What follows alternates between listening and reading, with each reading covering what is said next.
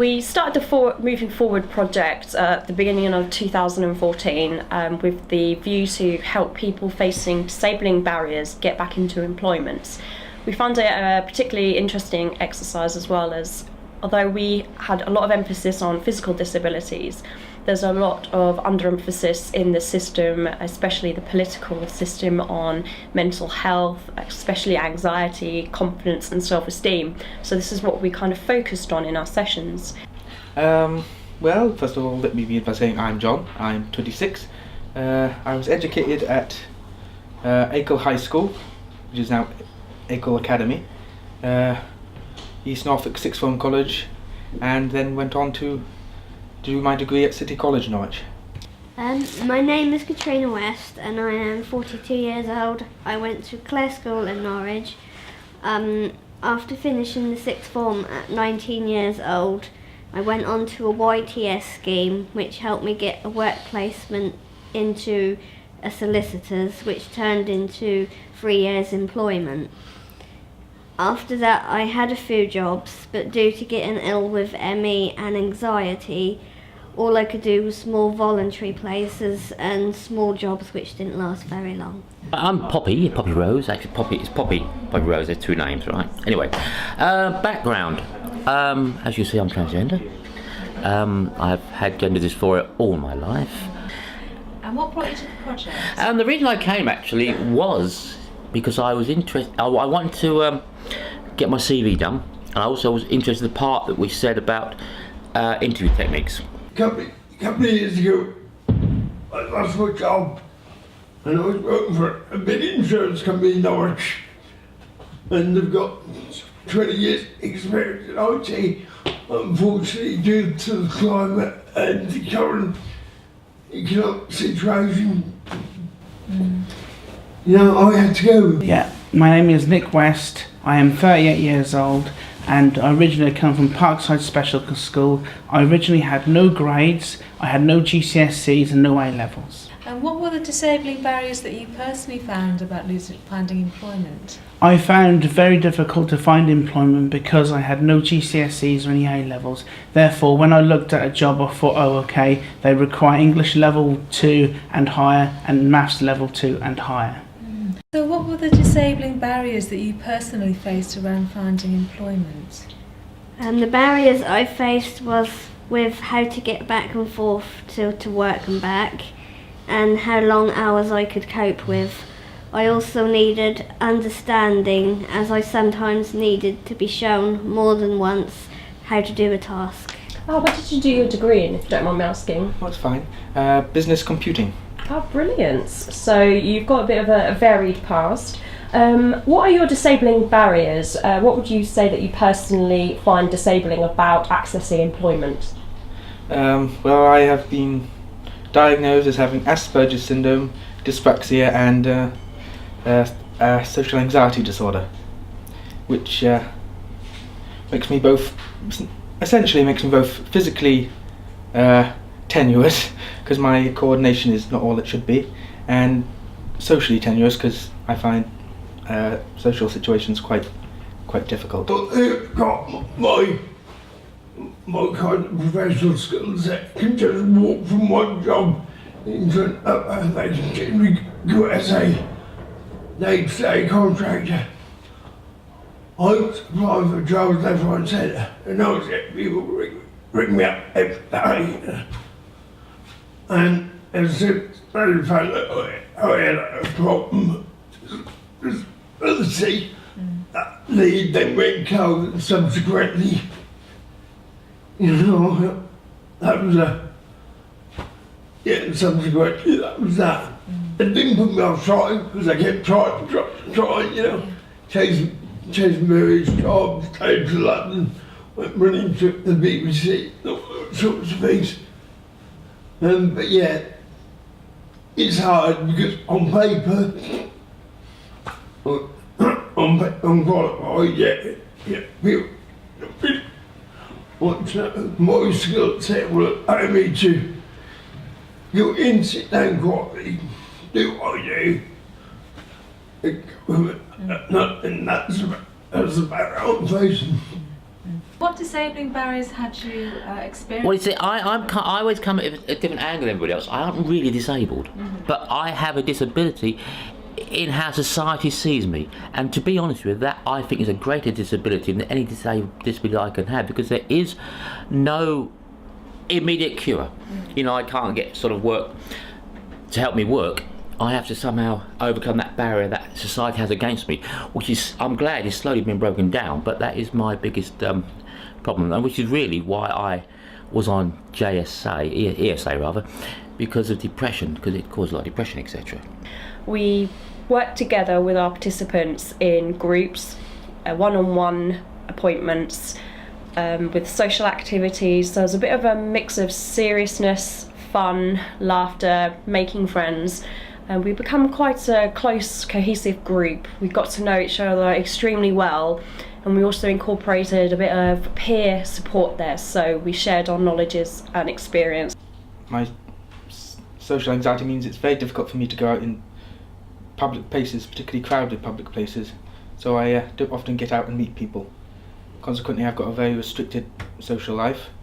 It's made it difficult for me to find work, because I think everyone finds interviews nervous, but I particularly find it difficult. So what impact did those barriers have on your life? Quite fair, really, because, you know, leave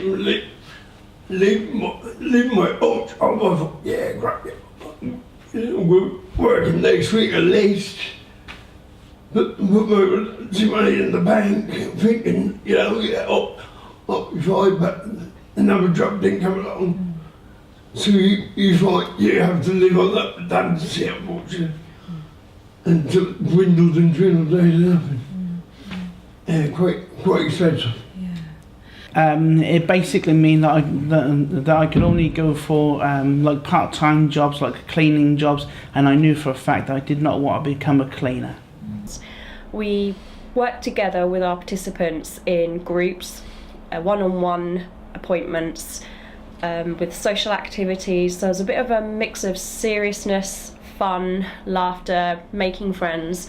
And we become quite a close, cohesive group. We got to know each other extremely well, and we also incorporated a bit of peer support there, so we shared our knowledges and experiences. Could you tell us about the activities or events during the Moving Forward project that you most enjoyed, and the ones that benefited you personally the most?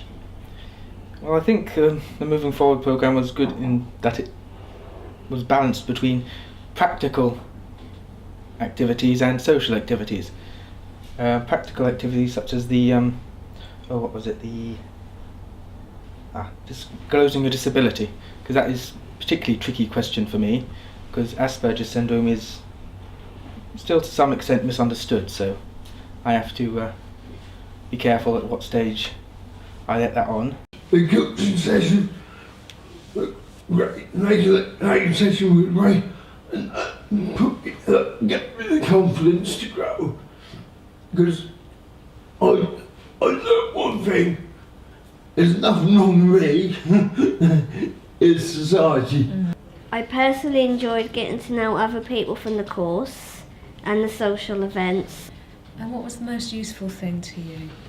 I enjoyed the lemonade talks at Carrow Road, because as I work in an office environment, I learnt facts which can be helpful for now and for the future. We spoke about our collective experiences. We discussed a lot of things we actually had in common. We all came from very different backgrounds, including myself. When I was running the project, I have experience of finding it hard to get into the workplace due to my own disability. And it became quite prominent that hidden disabilities as well are quite important. If someone can't see something, they assume it's not there, and this is particularly true for employers. So the Making Lemonade session, what was it about that? What was that about? All the stuff was just inspirational. Wow. If Steph can do it, I can do it. What were the activities that you found the most enjoyable? I found the most enjoyable was meeting other people, getting into a group and being able to answer questions like we had on the whiteboard, and being able to participate in groups. It was a really enjoyable experience. We had activities such as pizza making, going out for meals, bowling, and just having a lot of fun. But on a serious note, we incorporated a lot of activities of helping and assisting people to empower themselves, particularly disabled people that face barriers initially into getting into the workplace. So, for example, a lot of societies see physical disabilities as actually the barrier of getting into the workplace. So that is known as the medical model of disability, whereas we focused on the social model of disability that showed that the institutions themselves, so for example those stairs that stop you getting into the building, the attitudes of people that just because you're in a wheelchair or you've had a colourful mental health history that stop you getting into employment, they're the ones with the issue, not you. The most useful thing was having the encouragement and having the encouragement to apply to go to college. So you're at college now? Yes, I am. And what are you doing at college? I am doing fabrication and welding. And what about the support that you had from Rachel, the one-to-one? Was that useful? Yeah, Rachel's fantastic. What can you say?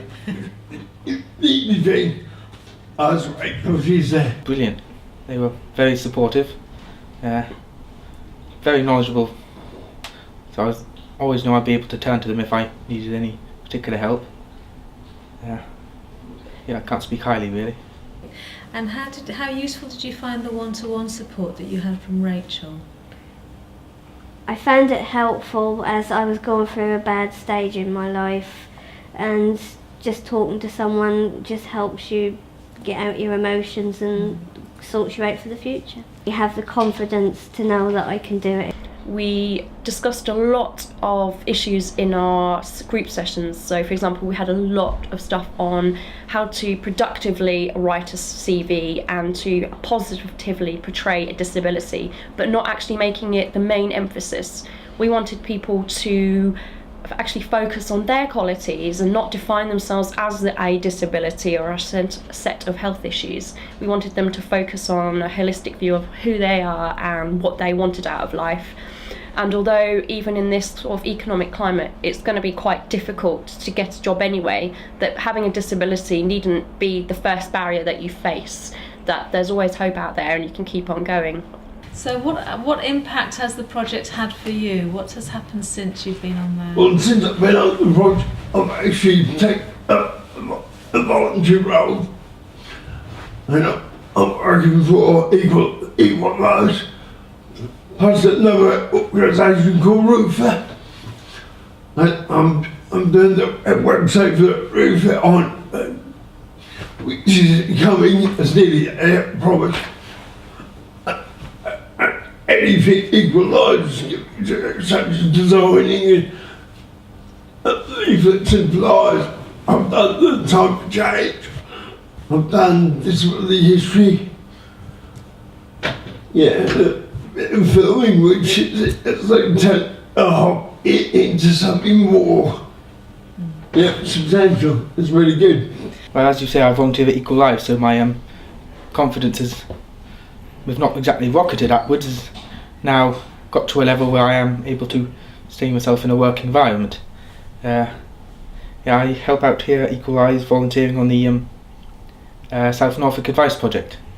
I do mainly administrative and clerical work, helping compose emails, write letters, maintain the database and so forth. It's quite enjoyable work. How do you find the work colleagues in your team? They're all very friendly, very nice people, so I've had no difficulty settling in. Rachel was absolutely awesome. Couldn't ask for a kinder person. She was more supportive than anything. I just, I felt like that she was more like pushing me to go forward. And would you recommend other people to go on the Moving Forward project? Oh, definitely. I would definitely recommend that, yeah. What do you think of the company as a whole? Do you find Equallives supportive of your needs? I do. They do a very important work, I think, with people of all sorts of disabilities. Would you recommend the Moving Forward project to other people in your situation? I would, yes. It's greatly helped me, as it's boosted my confidence, helped with my skills in finding work, helps with my skills actually doing work. Because up till now my degree was mainly theoretical. I'd actually had no experience putting it into place. If you could say the main thing that you got out of the entire 6 months that you were part of the Moving Forward project, what was the most important thing to you? Most important was probably the confidence issue, because that was the one problem that was holding me back. Not having the confidence to go for jobs, or even have the confidence to, work. Even if I hadn't got one. Through your volunteering and taking part in the Moving Forward project, do you think you would have the confidence in the near future to actually go and apply for jobs and attend an interview? Yes, I think I would. Kathy, would you like to tell us a little bit about your role on the project? Yes, I was a volunteer for this project, working alongside Rachel. I came in a couple days a week, and we initially started doing the session outlines and contacting people, going to the job center, having meetings with them, and then we started with the sessions and meeting everybody through the social activities and the final celebration event. So perhaps both Rachel and Kathy, you could tell us a little bit about what you felt was the most important thing about the project. Well, I think it probably was Rachel's one-to-one support with the participants. Along with everything else, we saw a great progression from the very start to the end of the participants in self-confidence, motivation. A few of the people got jobs. So I think Rachel was really the glue that made the program work. Any other work programs offered the routine stuff such as CV building and even motivation, but Rachel really glued it all together and helped people on their journey. I couldn't have done it without you though. I think the one-to-ones are very important for getting to know people, to get to know their quirks, their strengths, I wouldn't say weaknesses, but maybe areas of development, getting to know each other as friends, as a group, building a circle of trust, which was really nice. That's not just for the participants, but that's for us ourselves, as we obviously had our own relevant examples of things we've experienced in the past, how we've gotten into employment ourselves, how we've also faced the same kind of barriers. So it was kind of nice to sort of draw upon those experiences and share them. Okay, so another instrumental part, I think, was Steph Cutler's Making Lemonade seminar that we hosted at Carroll Road. So that was a really nice day out for everyone. But on a more serious note, we got to share more experiences, work on our confidence, how we portray ourselves, something Steph called personal branding, which I think is very important, how to put yourself across, especially when you're not feeling the most confident about yourself. It's about believing in yourself rather than portraying yourself as just a disability. You are a person first and foremost, and everything after that is an added bonus. You've got your skills, you've got your experiences, and it's about drawing upon what you can do rather than what you can't do. So I think that providing one-to-one support, and that is very important as part of the ongoing process, rather than just seeing people on an ad hoc basis. Well, it was fortnightly. It sort of interwove everything in with the one-to-ones and some phone calls and texts. You've gone on to get employment. What have been the other results of people's? Well, we've had people do work placements, volunteering, College courses.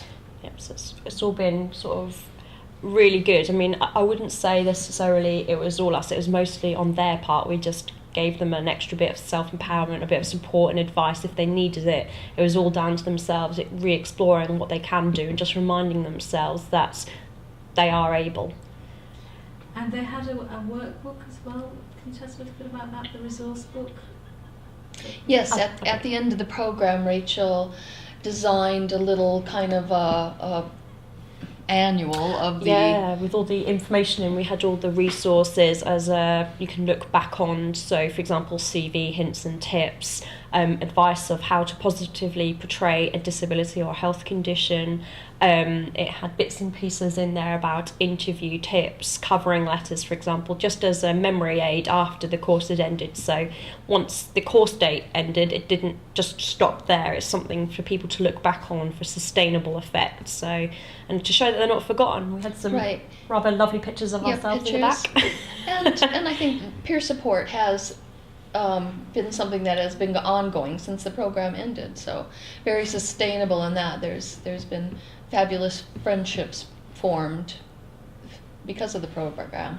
Yeah, and a lot of us, I think, will keep in touch. I mean, we've got social media, emails. We like to find out how each of us is doing, and not just participants themselves, us as group facilitators. We've heard from people, and people have asked how we are, so that's really nice. So it's just been really lovely getting to know everyone and watching them grow in a way, and ourselves. I've become more confident. Yes, definitely. I've learned a lot from you, Kathy. Well, thank you. That's okay. And I've learned a lot from you. Did you? Oh, that's Yes, good. Okay. you're very creative. Well, thank you very much and congratulations on a successful project. Thank you. Thank you. You learned how to do a zombie apocalypse.